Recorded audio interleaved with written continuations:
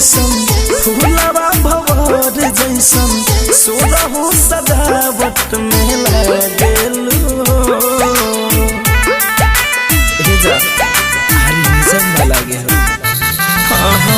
चांद के चकोर जैसन फूलवा भवर जैसन सोलहु सजावट में लागेलू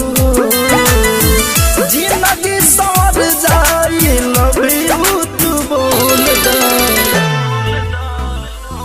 अपन दिल के दरवाजा हे दीवाना लखोला अपन दिल के दरवाजा दीवाना लखोला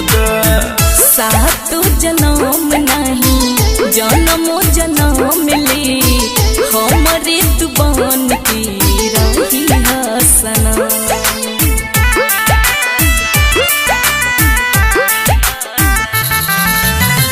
मन के मंदिर में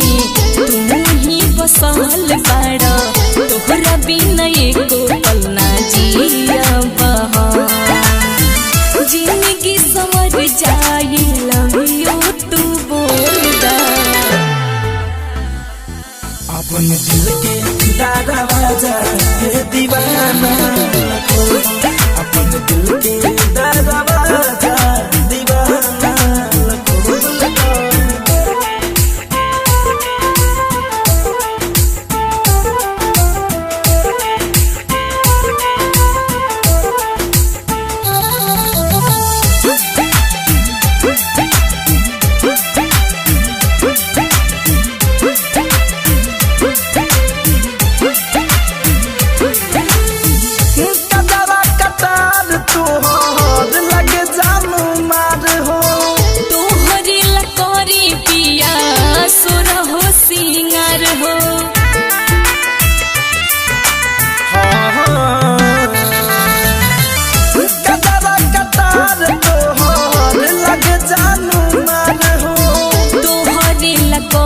पिया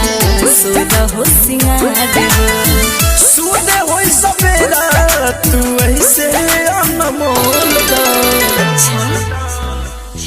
अपन दिल के दरवाजा हे दीवाना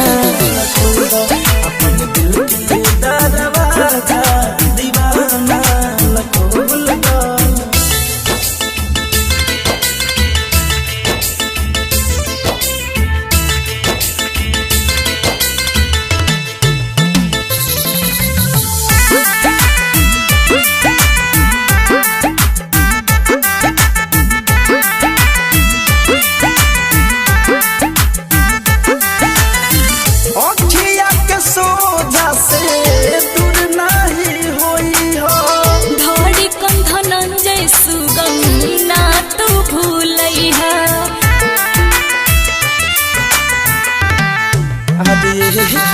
अखिया के सोझा से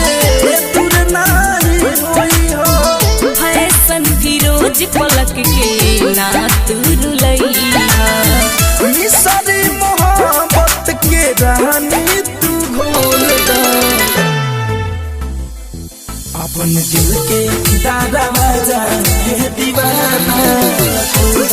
अपन दिल के दरवाजा दीवाना RCM म्यूजिक न्यू ऐप अभी डाउनलोड कीजिए हमारे गूगल प्ले स्टोर से और पाए भोजपुरी लोकगीतों का एक से बढ़कर एक ऑडियो वीडियो सॉन्ग बिल्कुल मुफ्त।